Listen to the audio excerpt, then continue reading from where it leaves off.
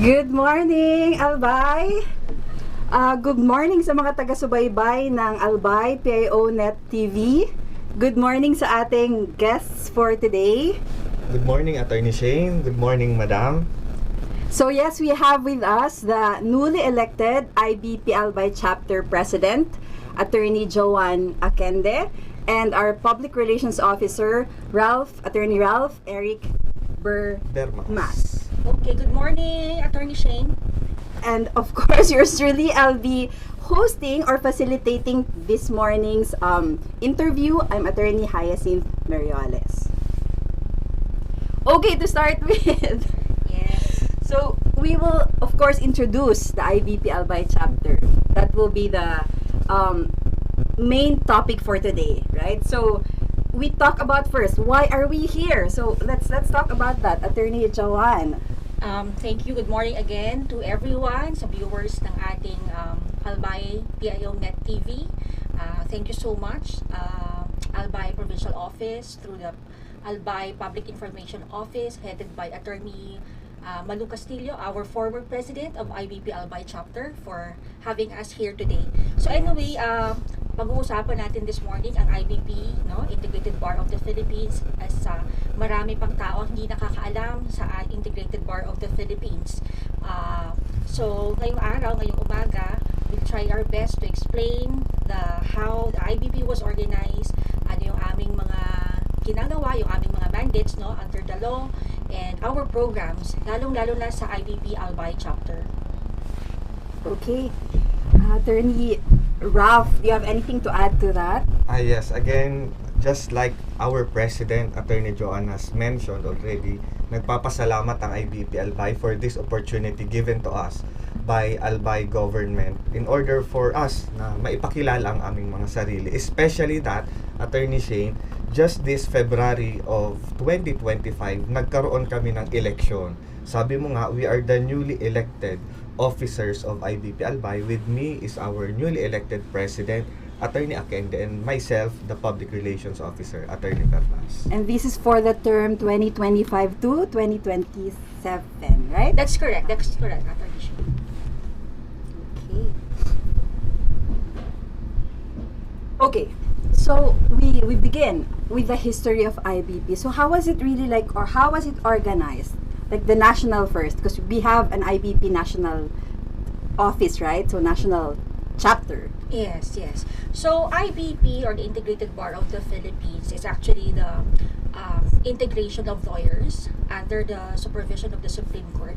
It was organized in 1973. January 1973, when the Supreme Court, through a resolution, a per curiam resolution, integrated the lawyers, the members of the bar, under Rule 139-A of the Rules of Court. So that's where it started. It was integrated during that time. And after that, the organization of the chapters followed. The election of officers in the various chapters across the country also were done. So that's how it started, mainly in 1973. Okay, so in addition to what President Joan mentioned, Attorney Shane, kakaiba ang IBP compared sa ibang mga profession dito sa Pilipinas. Why? For the very reason that lawyers are not subject to the regulatory powers of the Professional Regulatory Commission, or the PRC. But it is the Supreme Court itself that regulates the conduct or the dealings of lawyers dito sa Pilipinas. Yun yung kakaibang feature ng Integrated Bar of the Philippines. Tama, kasi yung ibang professions, they are under the PRC, right? That's Tayo correct. lang yung profession na under IBP. Under Supreme Court. Under the Supreme Court, rather. And wala lang kasi, di ba usually like with the IDs, no? Like when we are asked for IDs, some would mistake if, do you have like a PRC ID, and tayo yung binibigay natin o pinapakita natin ay yung IBP card or ID, no? Yes, So, yes. yeah, nabanggit ko lang yan. So we proceed to our next subtopic. So, ano ang role ng IBP or mandate as an organization of lawyers?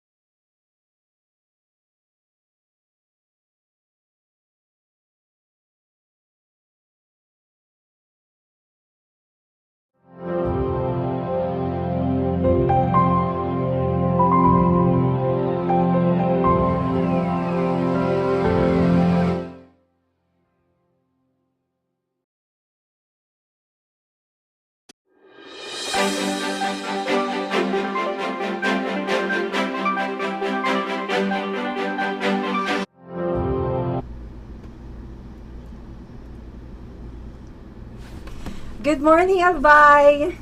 Good morning sa mga followers ng Albay PIO Net TV. Yes, this morning we have with us two of our guests from the IBP Albay chapter, the newly elected president of the IBP Albay chapter, Attorney JOAN Aquende. Good morning. And we also have with us the Public Relations Officer, Attorney Ralph Eric BERMAS. Good morning, Shane, and good morning, everybody. So yun, ano nga ba ang ating pag-uusapan ngayong umaga? We will be introducing the IBP Albay. Yes, that's correct, Attorney Shane. So ngayong umaga, we will be tackling all about Integrated Bar of the Philippines. Ano ba ang Integrated Bar of the Philippines? Ano ba yung mandates niya? Ano ba yung mga programa niya? In particular ang IBP Albay chapter, kung ano yung mga programa niya na gagawin sa ngayong taon at sa susunod pang mga taon. And before we go deep into our discussion for today, we would like to thank... Thank you so much to Albay PIO, headed by Attorney Malu Castillo, our former president of IBP Albay chapter. At nung time niya po ako ay director ata nung panahon na yon. So we're grateful to Albay PIO for having us here this morning to discuss IBP Albay chapters programs. Okay. So, yeah, let's begin. Let's start. So, we introduce or let's have our guests be familiarized with what IBP is. Yes, okay. So, Attorney Shane, ang Integrated Bar of the Philippines, marami pang mga tao ang hindi nakakaalam, no? Perhaps they are familiar with other organizations, no?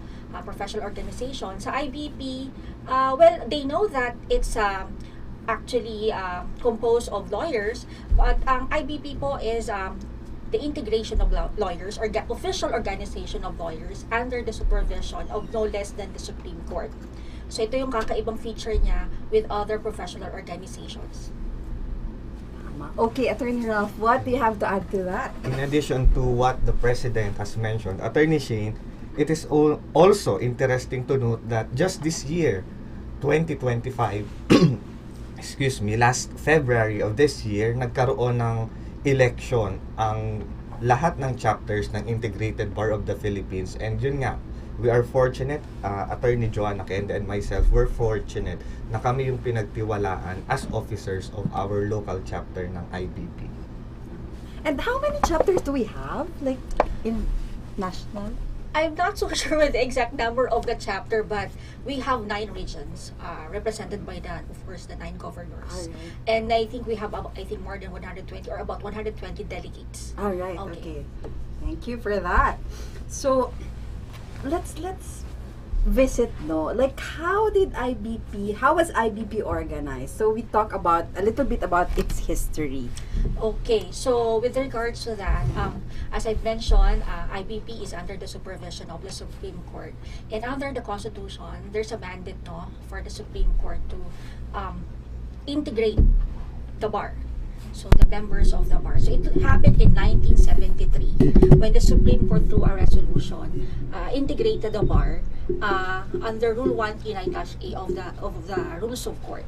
So that's where it started. So after that, the local chapters were organized across the country and followed by the elections of officers of these chapters. So that's actually in 1973. That's how the national IBP was also organized.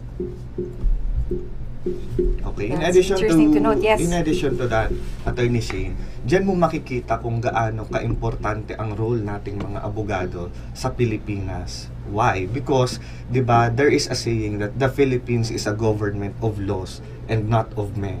Therefore, for this reason, I think, kaya nagkaroon ng batas at ng sistema kung saan it is the Supreme Court itself that regulates the dealings, the practice of the legal profession in the Philippines, and not other agencies such as the Professional Regulatory Commissions or the PRC, unlike other professions. Okay. Tama. So, so that makes it like, the Supreme Court really as independent, no? Okay, so we go to we talk about now the mandate of the IBP. So what really is the mandate of the IBP as an organization of lawyers? Okay, so the primary objectives of the Integrated Bar of the Philippines is one, of course, is to elevate the standards of the legal profession. Of course, to assist in the administration of justice, and also to enable the bar, the members of the legal profession, to discharge their professional responsibilities more effectively. Well, aside from that, it also aims to safeguard the professional interests of its members, of course, to pursue or promote legal education, and to foster integrity and professional competence. In fact, this one is specifically mentioned as the fundamental values. Okay, the foundation of the IBP, yung fundamental values of the IBP: integrity, professionalism, of course, best kind of service. Okay, so these are the mandates of the Integrated Bar of the Philippines. Okay, in addition also to that, Attorney Shane, Yes, Attorney the Ram. practice of law, yan. Ano ba yung practice of law na nami-mention natin this morning sa ating pag-uusap? Sobrang lawak, Attorney Shane, di ba? Alam Yes, natin yan. The practice of law includes a lot of branches. Okay? Nandyan yung mga abogadong nag-a-appear sa court, nagli-litigate or litigation practice, for example. Nandyan yung mga lawyers who are in the government service, handling several, of course, the legal divisions of almost all government agencies. Nandyan yung mga nasa academe, ang mga law professors, nandyan yung mga nagre-review ng mga kontrata, nandyan yung mga private practitioners sa mga private companies. Sobrang dami. So with that, makikita mo talaga na there is a need, okay, to regulate, to supervise.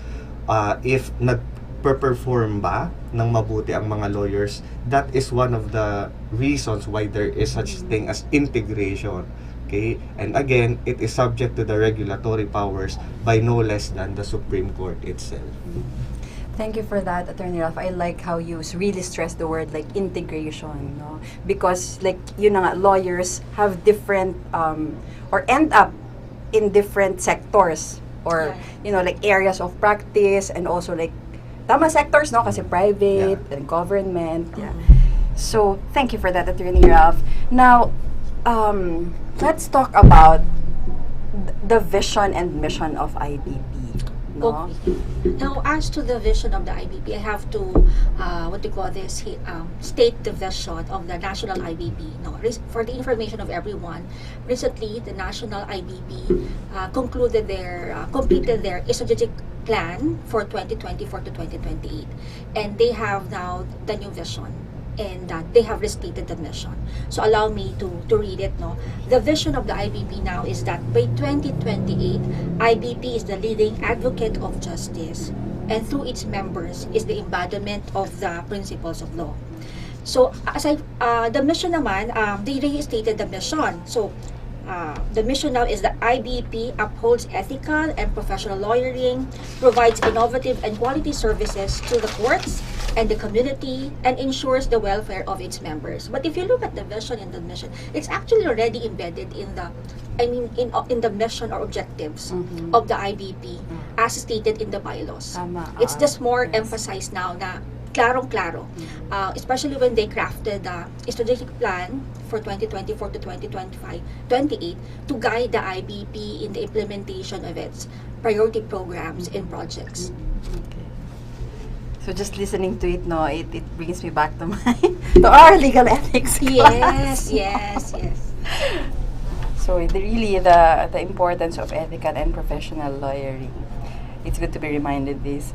Do you have anything to add, Attorney Ralph? Yun din pala, Attorney Shane, naalala ko kasi nakalagay dito sa mission ng IBP na the IBP must ensure the welfare of its members. With respect sa membership, Attorney Shane, alam natin to na lahat ng abogado sa buong Pilipinas ay member ng IBP. Hindi pwede na kung ikaw ay isang abogado, sasabihin mo na, ay, abogado na ako, kaya ko na ang sarili ko, hindi ko kailangan maging member ng any organization, even the IBP itself. That cannot be, di ba? Alam natin yan, Attorney Shane. sa ating legal ethics. The moment that a lawyer becomes officially a full-fledged lawyer for that matter, automatically he or she becomes a member of the IBP, and for that magiging subject siya ng Integrated Bar of the Philippines. And yun nga, with great power comes great responsibility. That is why kailangan talaga ng supervision and regulation ng isang body such as the IBP. Tama, I really agree with you, Attorney Ralph. And I also want to add to Yes. that, Attorney Sure. Shane, that Attorney Ralph mentioned that great responsibility. Why? It's because for us to continue to practice law and maintain our good standing, we are required to continue to possess that good moral character. Our ethics, our CIPRA, and the Supreme Court always reminds us about that. So we have to continue to possess this to be able to practice law and maintain our good standing in the profession. Agreed. And the IBP directs that, right? So it Yes. Helps us, reminds us, helps us to be able to comply with that. And that's why IBP is there as partner of the Supreme Court to ensure that the members of the bar upholds ethics and of course justice. Tama. Ayun, may idadagdag pa pala ako, Attorney Shane, because Go, Attorney Ralph. at present, I am also a member of the academy. I am teaching at USD Legazpi College of Law. There are times when my students would ask, Attorney, ano ba talaga ang mas importanteng trabaho? Ang mga doktor o ang mga abogado? So ano sa tingin mo, Attorney Shane, ang sagot sa tanong ng mga tao, ng mga common na tao? Ano nga ba talaga, if meron man, na mas importante? Or why are those professions both important na lang sa tingin mo, Attorney Parehas Shane? nga mahalaga, no? Kaya nga ito tinawag na noble professions even teaching, Yes, right? yes. No? Yes. So, tingin ko hindi walang mas importante, but both are very relevant. Both are kailangan, no? So, walang mas magaling na profession. Yeah. At ang kagalingan naman, ako naniniwala, it's still magmumula pa rin yan sa'yo bilang tao, no? Regardless pa rin of the profession. So, I think that would, yun yung magbabind sa atin ultimately, regardless of our profession. And yun na nga, yung pag-serve, nandun yun eh, di ba? Yes, yes. With being a lawyer, being a doctor, ang pag-serve really is primordial. That's why it's noble Yes, as a that's profession. Hindi. I-share ko lang yung sagot ko Go kapag ahead. may nagtatanong ng ganyan. Sige. Kasi 'di ba, of course, lawyers save lives, 'di ba? They ensure that we are healthy. Okay? So they save lives. So tayo naman ng mga abogado, sabi sa Constitution, no person shall be deprived of life, liberty and property without due process of law. So yung life nadagdagan ng liberty and property without due process of law. Who ensures? Sino ba yung nag-i-ensure ng due process of law? Sino yung nagfa-facilitate, tumutulong sa mga tao para magkaroon ng due process of law? The answer is tayo yon, ng mga abogado. So that is my answer to that. Ang ganda ng sagot. Okay. Attorney Joan, do you have? Well, as you mentioned kanina, Attorney Shane, our primary responsibility as lawyers and even as doctors is to render public service. That is what is common among all professions. That's That's why right. it's noble, diba? So, it's to render public service. Yun yung very important. I agree. Contrary to, what others know, no? Na akala nila, in earning, the livelihood is the primary responsibility or task. No, it's not. It's public service. That's why our profession is noble, as well as practice of medicine is noble, because that's our yung pinakaunang-una. We have to render public service first, among others. That's right. At mamaya, mas madidetalye pa natin yun, yung how do you render that, how do you extend that service, as we talk about later on the programs of, especially this IBP. this term, this IBP Albay chapter, and for the term 2025 to 2027. Okay. So we pause here. We will be right back.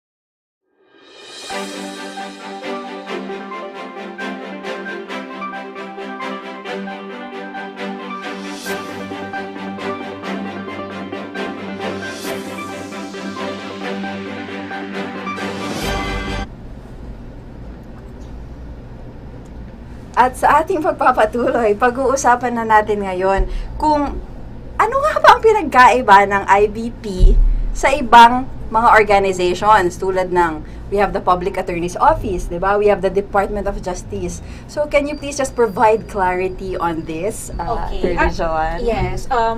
As mentioned kanina, no, we were talking about the integration of the bar. It's actually a judicial function. No? Because yun nga, we are under the supervision, IBP is under the supervision of the Supreme Court. Whereas, yung Public Attorney's Office and Department of Justice, it's under the executive branch. Tama. So definitely doon pa lang talaga magkaiba na. Okay. So it's for the IBP, it's no less than the Supreme Court that regulates us. Okay, alright. Tama. At hindi lahat ng abogado ay member ng PAO or DOJ, pero lahat ay membro ng IBP. It's more like career path yung Okay. pagpasok ng abogado sa iba-ibang offices such as yon sa Public Attorney's Office. Number one choice, I believe, kapag ikaw ay naging abogado, pumasa sa bar, nakapag-take ng oath at nag-sign, ang number one, I think, na consideration kapag ikaw ay abogado ay pumunta ng Public Attorney's Office or sa DOJ kapag ikaw ay qualified na para sa prosecution service. Did you ever consider that, Attorney Ralph? Yes, of getting into course. PAO? Yes, of course. Kasi yun nga, parang number one pick yan, di ba? Kapag ikaw ay law student pa lang, you Tama. envision, nakikita mo yung sarili mo. Nag-argue sa court before the judge as a public attorney. Pero yun nga, when we become lawyers, nandito tayo sa practice, we realize na hindi lang pala public attorneys ang pwedeng mag-argue before the judge inside the court, but private practitioners like us, I believe, di ba, Attorney Shane? That is Pwede so din. true, and So that is it's so just a right. matter of career path or career options yung Yes. pagpasok sa different agencies of the government. Ayan. So medyo siguro, let's segue a little bit lang. Yeah. So since Attorney Ralph talked about like his own and how new lawyers really like would want to be part of PAO. How about you, Attorney Joan? Like when you passed and became a lawyer, what was your career like path that you had in mind? Well, that was like, let's count, 21 years ago. Oh wow. So when I passed the bar 21 years ago, well, I never thought of joining the government. Talagang I really want to practice, to engage in private practice, to be a Okay. trial lawyer, to write pleadings, like that. But what happened was like, after I joined the law firm, I was given the opportunity to teach. So I was part of the academy, also a UST, the Caspi College of Law, in 2004. So halos up to now, I'm even part of the academy now, but now with BU College of Law. Nag-umiba. So na-expose tayo sa academe, sa practice. But eventually, nag-segue din ako ng konti. I joined politics, and then now I'm back in private practice, managing schools, and then teaching. So it's actually, it depends on what we want. What's our advocacy? That's right. Okay. So in my case, really, my advocacy is of course good governance in government. So, and punta ako doon. But I want to share to everyone that when I was teaching in the law school, no, lalo nung early part of teaching ko, I was like the director of the legal aid clinic of the former law school. So I supervise the students, no, when they go to court. Okay. Okay.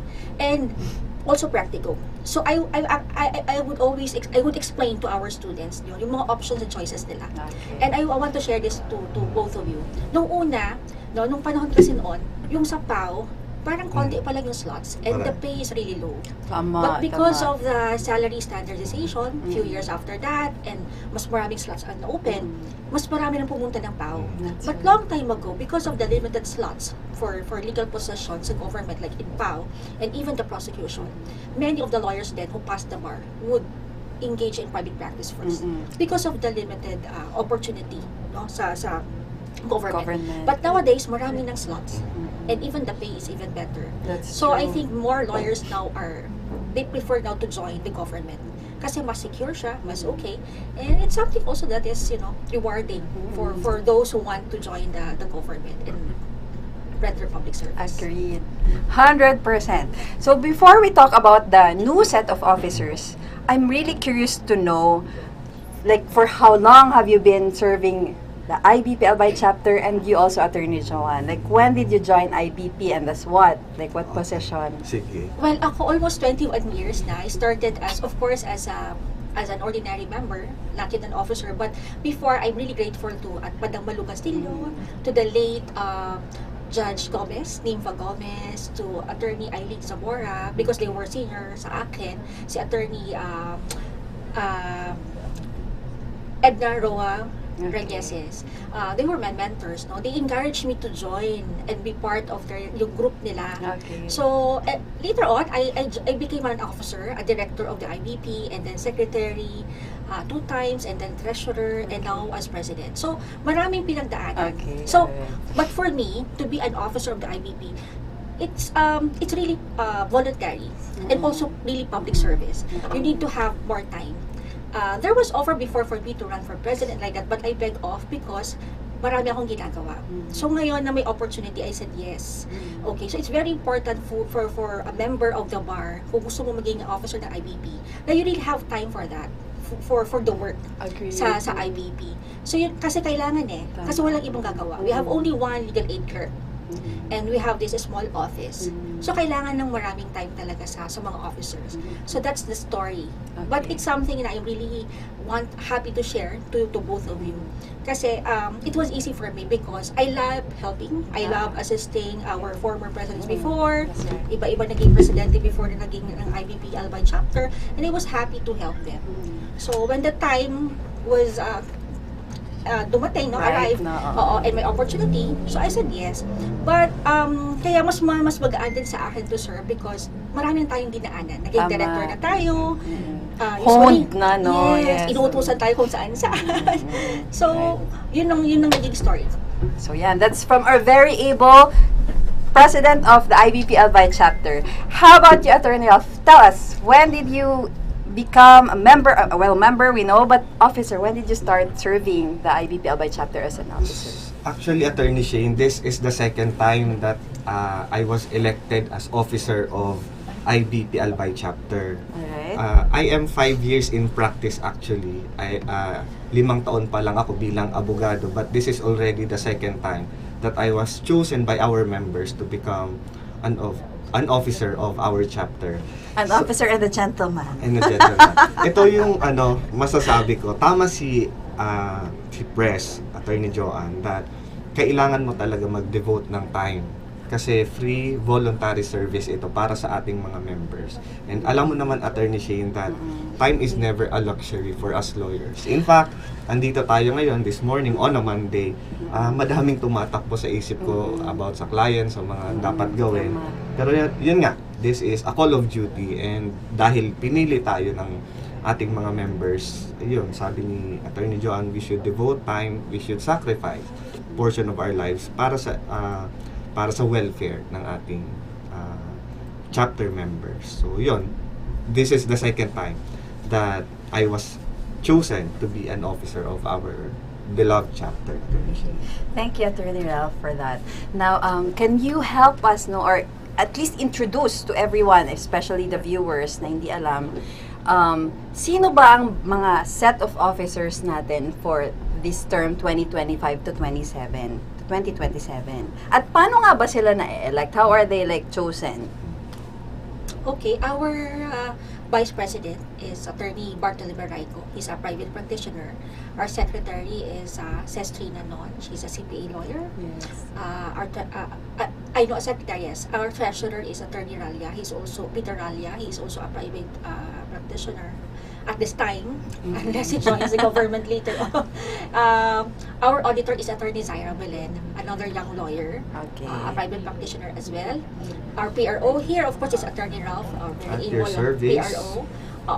We have directors. The following are our directors. I'll start with our ex-officio director, si Attorney Edeline Edsa Saragusa Ventura. She used to be our former president. So now she's an ex-officio member. Attorney Edra Ranieses, a private practitioner also. Si Judge Retired Bona, judge. retired judge Carlos Bona. Okay. si Attorney R.B. Balaran Rabelas. She's a Okay. an entrepreneur, and also a Okay. practitioner. Si Attorney Leslie Lansangan, she's a nurse, licensed nurse, and also a lawyer, of course. And sino pa ba ang Si Attorney Alan. Attorney Bajora. Alan Bajora. He's yes. working in the governance My at fellow SSS. Toastmaster. Yes. Toastmaster. Yes. So, ito yung aming mga From Pag-ibig. pag-ibig, yes, current officers of the chapter. We have only a term of 2 years, which Yes. started last April 1, will end on March, last week of March, or last day of March of 2027. 2027. A very short period actually. And- Mabilis lang. And Attorney Jo, we have these committees, no? Did we always have committees? And No. is this a new like This is a new one. It's Okay, an introduction. innovation for the chapter, no? Oh, wow, okay. This is the first time that we have institutionalized Okay. and created, organized chapter committees Mm-mm. for the chapter. Kasi ako napansin ko, like I mentioned, I've been with the IBP for a long time. Yes. No? Usually it's only the officers who are running the things, no? yes. So, kailangan natin ng maraming katulong talaga. Mm-mm. And we also want to expose, especially yung lawyers who want to become an officer later on of the chapter, Mm-mm. na makita nila. So, this is also an opportunity for them. That's right. And aside from that, marami tayong ginagawa ngayon. Mayroon tayong Unified Legal Aid Service, yung ULAS, di ba? Yes. We have to Mm-mm, comply. mm-mm. So, maraming mga requirements, no? Our MCLE for professional compliance, and we have to attend to the health and welfare of our members. Mm-mm. And we have the socials and protocols That's committee. right. Yeah, and you I'm are a part member of of. that. Yes, Thank thank you you, so much Attorney for that. Malu. Yes. And other committees. So, kailangan talaga para mas maraming lawyer members of the chapter who will join and help us. Yes, really be Because engaged, sabi ko no? nga, pag maraming tao, members, lawyers, ang tutulong-tulong, we can do more. That's right. 2 years is tama. very short. We can, mabilang mo lang na, ngayon, mag-July na. July diba? na, So, ang tama, bilis ilang lang. buwan na, oo. If we just rely on the officers, they can, konti lang yung pwede natin magawa. Tama, tama. Legal aid, and but there are other things that we have to attend to. Especially the needs of our lawyers and how we can help the community.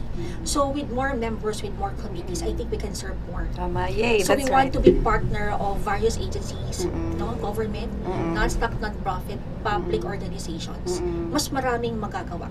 To date po ba, sino po ba yung mga partners natin ngayon na organizations or government offices? Meron na po ba? Meron na tayo. We Apo. just signed our MOA with the Department of Labor and Employment. Okay. In fact, we okay. had activities with them last May, Labor Day, Alright. and then 2 activities this month sa sabay-sabay. Alright. So kaya maganda na may mga chapter committees kasi we can actually hold simultaneous Mobilize easier na, activities, opo. di ba? Oo. So easier for me also to monitor. Mm-mm. And then, I mean, the rest will just, Tama. ibang mga... Orchestration, no? Yung part Yes. ng ginagawa Yes. ng officers. Yes, Yeah, we can that's conduct many activities in one day. nice. What else? In fact, we have the standing MOA with the Securities and Exchange Commission. Okay. Actually, it took place during the time of Attorney Eds with the help, of course, of our former SEC Regional Director, our former IBP President, Attorney Malu Castillo. That's still existing. And we have this MOA with the DepEd. National nga lang siya, but of course we're part of that through the efforts of Secretary Edgardo Angara, Sani Angara of the Department of Education, and of course the IBP National.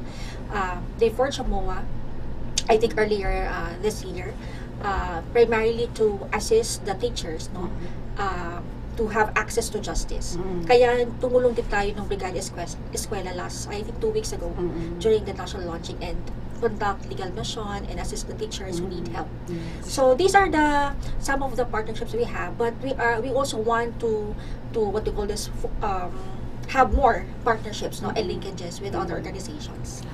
Si Ralph ata In addition to that, Sige. Press, Yes, Attorney Ralph, IBP please. Albay is also an active partner of the Bureau of Jail Management and Penology, or BJMP, in its jail decongestion program. okay. So with that, palaging nagpupunta ang mga volunteer lawyers ng IBP Albay sa different district and city jails in Albay, para tumulong, para ma-decongest ang ating mga piitan or jails. Lagi yan, madam, di ba? Yes, I believe I've been a part of different or several jail decongestion programs or legal aids inside the different jails in the province of Albay.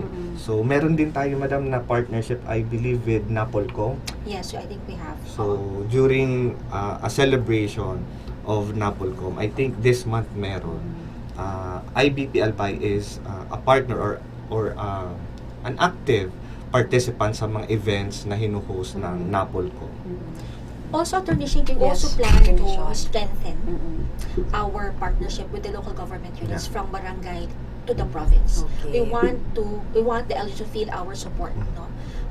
One of that is to activate na organize yung ating Human Rights Committee Okay. sa barangay level and municipal or city level in the province. Our BP Attorney Bart Raico, who is the chairperson of the Legal Aid Committee, is already, they are already preparing the things needed, no, for the activation. So that's one na kailangan talagang tumulong kami, no, tutulungan namin ang LGU in their programs. If they need legal assistance, we will be there to assist them. Okay. So I think that answers the question really, like kung ano nga ba talaga ang significance ng IBP sa community, no? You've already explained that. Now, let's talk about in detail how are the services availed of, and are these how do the the common folk, how do they avail of free legal representation or yung mga indigents natin? Yes. Now, to avail the free legal aid services, we have some requirements. No? Basically, the applicant, the one who wants to avail the services, must be an indigent. No? Tapos talaga siya. Walang sufficient na financial support. And the property at least not more than 300,000. I think that's one. Okay. Tama. So, kailangan yon. So, talagang wala. Yung walang-wala, yun ang makaka-apply sa atin. Of course, for public interest cases, we can also handle that. So, for those na magka-qualify doon for free legal aid service, they can visit us. No? They can talk to us sa IBP Albay office. We have that. We have also our number. We have our email address also. Yung aming contact details. They can approach any lawyer of Albay. Okay. Kung may kahalala sila, nakita nila, they can approach, parang they can be endorsed or ma-refer sila sa opisina. Okay? So, pwede nila ma-approach yun. So, alam ko naman na yung member natin ay will attend to that. So we take a short break. We will be back.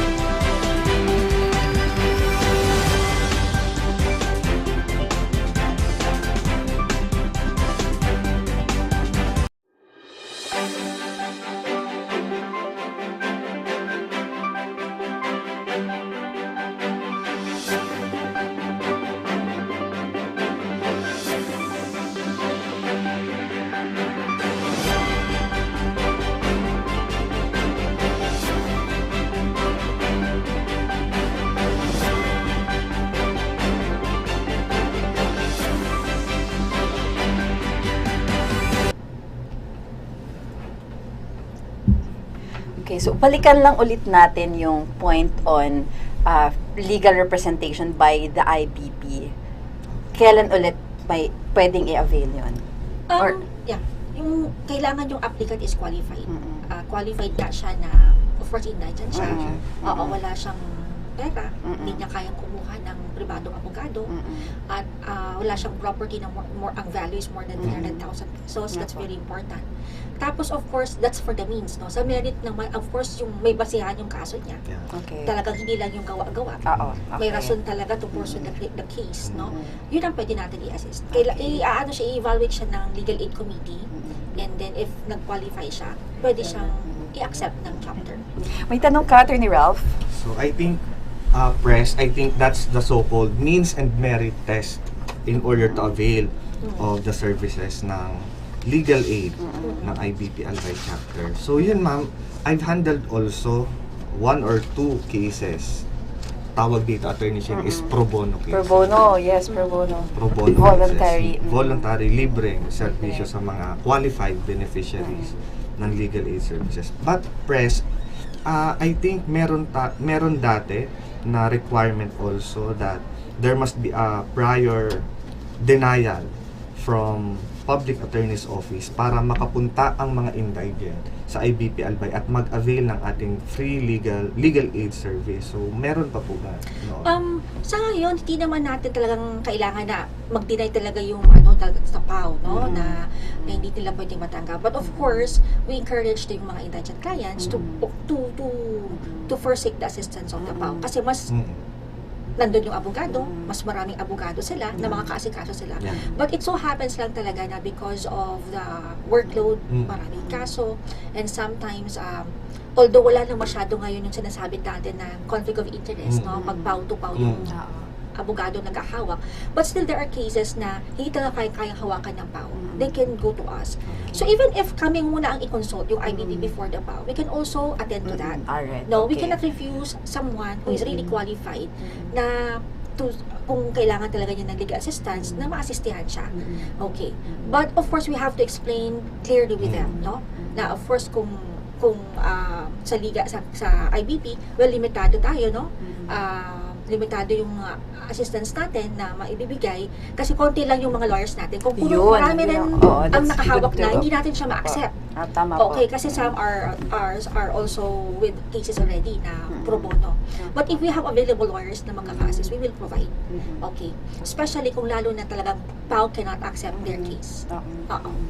So, on that note, no, Attorney Jo, paano ba natin well, we already have the ULAS, no? It's a great initiative, I think, to really engage lawyers into accepting pro bono cases, no? Yes. So, can we talk a little bit more about that? Well, yes, ULAS, the Unified Legal Aid Service, is new, no? May manual na, may RR na, pero maraming katanungan because there seems to be some provisions that are vague or the requirements are not yet clear. In fact, there is this issue now that yung nag-a-apply as notary public for the renewal of their commission or application for the first time as a notary public. One of the requirements is that there must be an ULAS compliance number. Unfortunately, wala ko naman atang mai-issue yan kasi nag-start pa lang naman yung compliance this January until 40 years, no? And aside from that, the ULAS board has not yet set up the ULAS portal and even the ULASO or the ULAS office. So wala pang makakaasikaso and how you can upload, how you can submit and get the compliance number, wala pang sagot. So that's one thing that has to be clarified by the ULAS board. And we have brought this matter already to the IBP National Office through our governor and EBP. I have reported this already. And I think this is something that is being experienced as well by other lawyers in the country. So, yun. And yun nga, required tayo to render 60 hours of pro bono legal aid service. For 3 years. Yes, for 3 years. So, kaya nga, yung ating chapter then has to do some activities, a lot of activities to be able to assist our lawyers. That's right. Help them comply Comply, with the ULAS, aside from the MCL. Amazing. That's good. That's good to hear. No, so at least hindi we don't feel like isolated or burdened unnecessarily by this need to comply with the ULAS. So if it's like a concerted effort or with the help of the IBP of our chapters. So aside from legal aid missions and representation, what other services can people look forward to or can expect from the IBP? Well, basically, actually, pinaka-main niya is of course to, as mentioned, no, sa bandits, to assist in the administration of justice. Ensure the welfare, no, help the welfare of our members, ensure that they will perform their tasks more effectively, the members of the bar.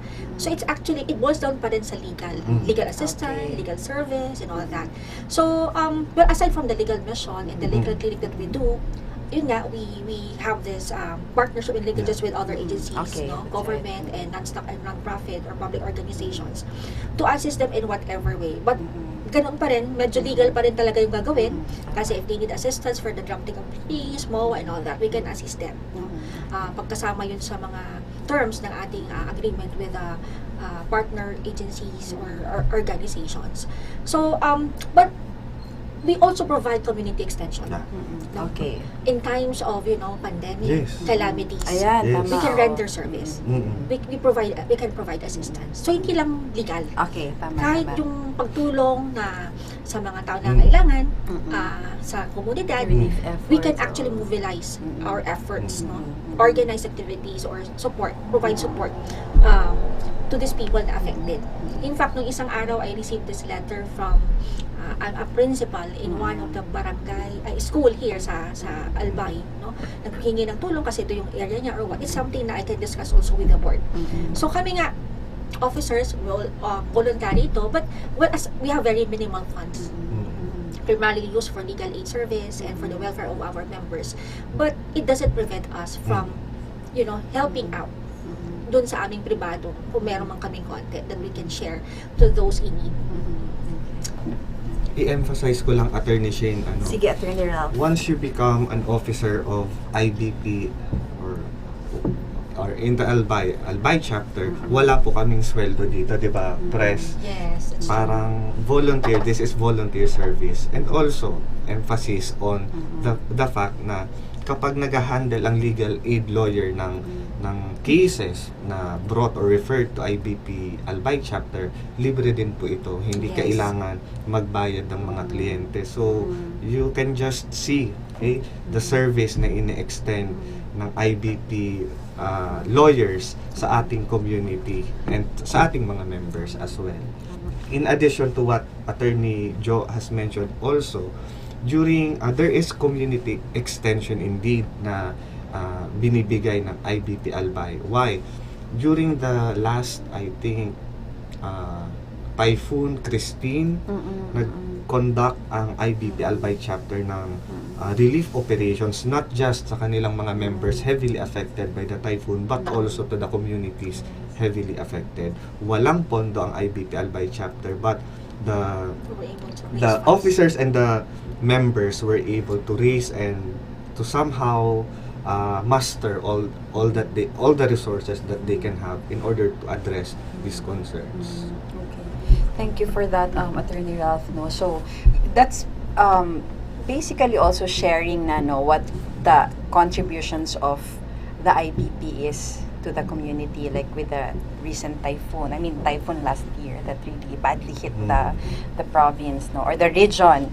Now, in the recent past, with the recent IBP set of officers or yung nag-serve sa terms nila, ano ba yung mga, do we have like milestones and recent, like I think we received an award from the recent okay. IBP Albay chapter under the leadership of Attorney Eds Ventura, the last preceding term, was able to receive the best legal aid lawyer, si Attorney Eds muna yun, no? Si Attorney Eds mismo yun. Herself. Yes. And also we were awarded as the best human rights chapter. I think these are the two awards, no, Ralph? So I mean, this is the first time that we got these awards. But more than the awards, of course, we have expanded our service. Kumbaga, na-expand natin yung service. Kasi yung IBP, meron maraming din tayong dinaanan, no? Before, we have very minimal funds. We can do only so much, no? So, after several years, no, eventually, mas may pondo na tayo. Mas nag-expand din yung services. Kaya nga, kung patuloy na to, mas lalawak yung ating service sa community. And even the assistance that we can provide to our members, I think, mas enhanced. That's right. Yes, and we've talked about the committees, no, as one like innovation by this new term. Now, what else? What can the members, what can the community look forward to in terms of the programs of the IBP Albay chapter, the set of officers for 2025-2027? We want the people at Albayanos, as well as the government agencies, felt our support. So, aside from focusing on our programs, no, like for example, ensuring the professional compliance of our members, no, enhance the members' services program, and intensified the legal aid service that we render to the community. Aside from that, we want to make sure that we are also part, no, dun sa mga programs ng ating mga government agencies, because I think it's when we collaborate, no, when we work together, we can actually give more. Okay, and we can provide really assistance. Like for example, last June 12, we had this activity, yung World Day Against Child Labor. So Dolly was there to help the kids, no, so provide the kids the support. There was counseling, there was mentoring, and we were able to provide assistance, no, to also to those in need, legal assistance. Parang naging one-stop shop na siya. So yung mga walang-wala, they go to one place for this activity, provided support by the government agency, the LTU, the national agency, and IBP is there. So mas ilalapit natin yung service talaga sa mga tao para mas ma-feel nila yung service natin. So really partnership and collaboration with Yes, the, we want, no? yes, very strong collaboration and partnership. So yung nasabi, Attorney Shane, ni President Joan, is with respect to community extension. I believe press also, we are moving for inclusivity. Yes. Here in your term, inclusivity in what aspect, Attorney Shane? So napansin kasi namin na dito sa IBP Albay chapter na medyo there is cohesion, somehow a sort of hindi pala, kabaliktaran. Yung ibang mga members natin divided, kumbaga hindi masyadong active sa ating chapter. So that is the reason why there is the introduction of this committee, the creation of committee by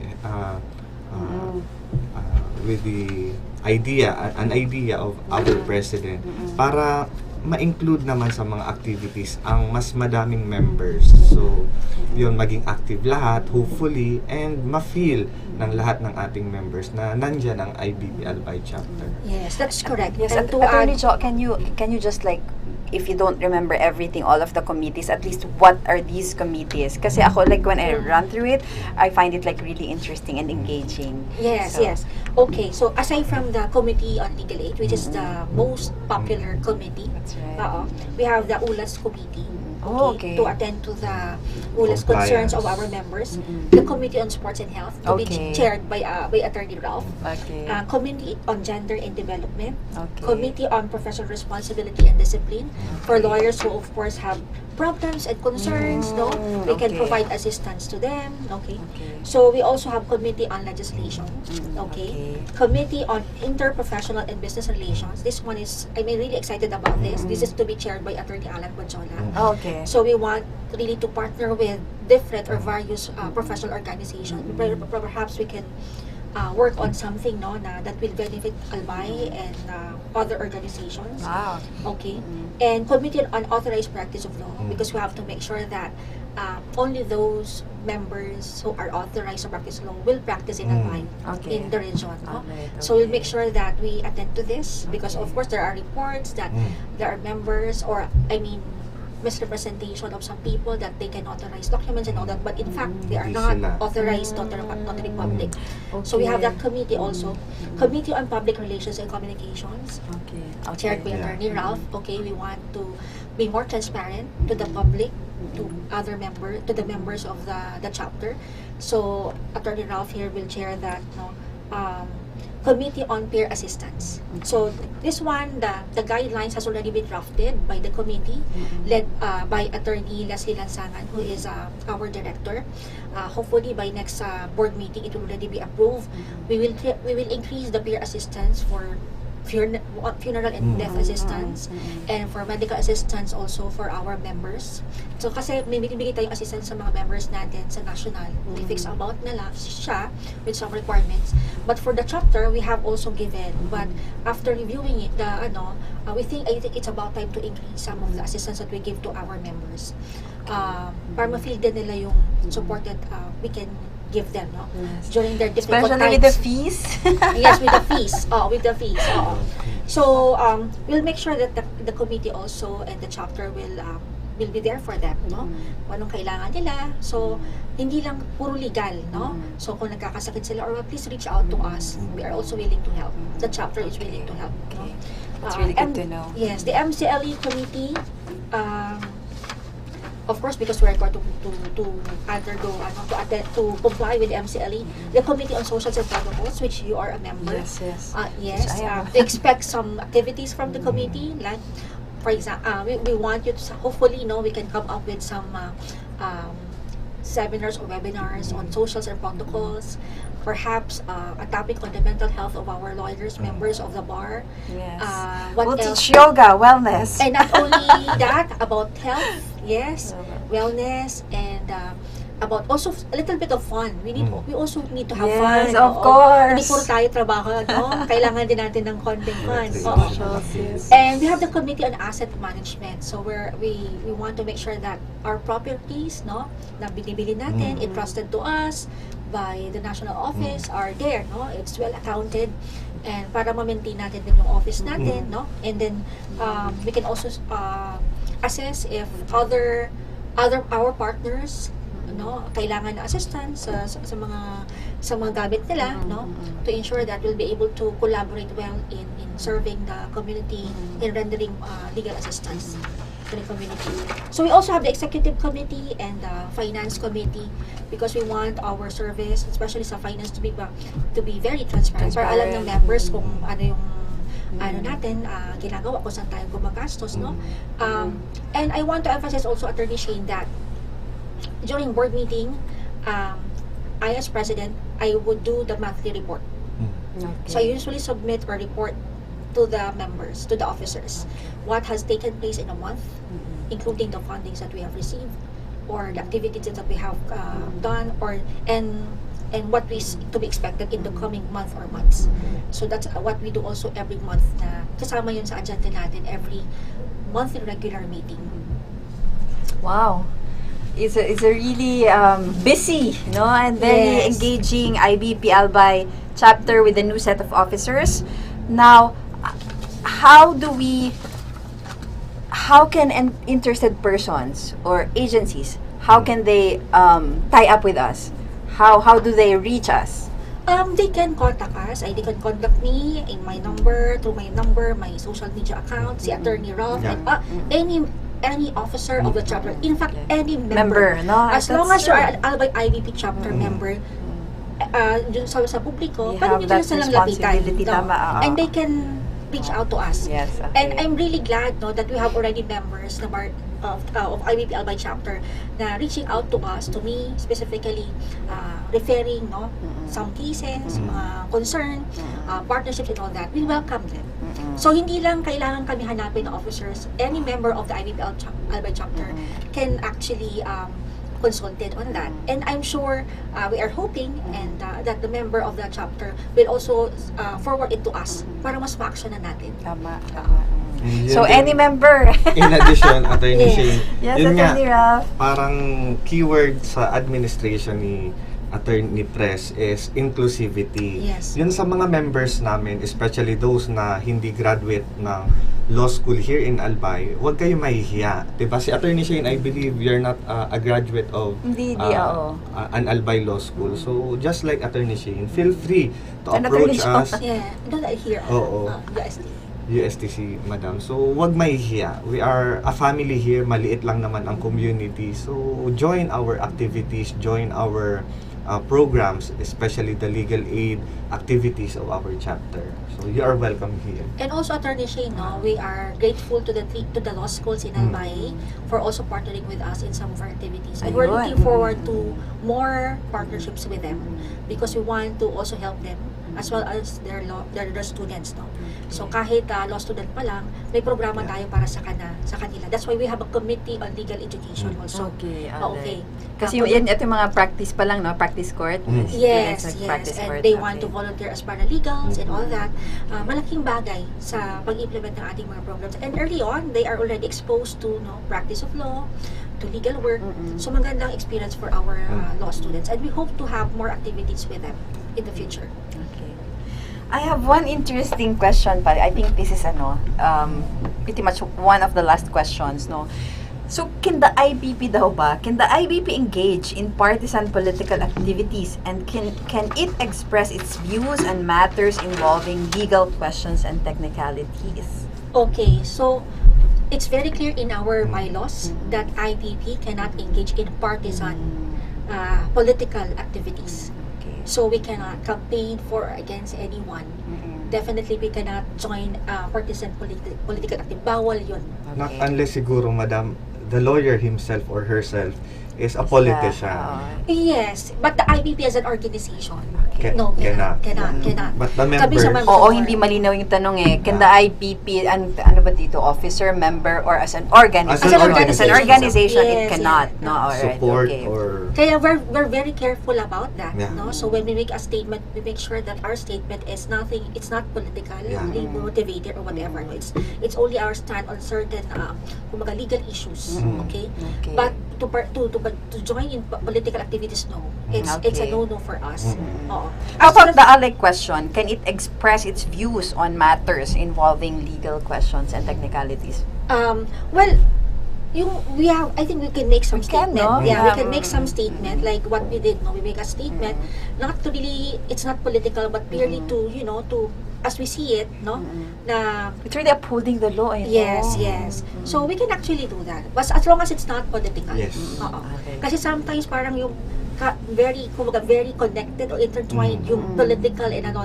We have to be careful about that. So thin line sometimes, Yes. no?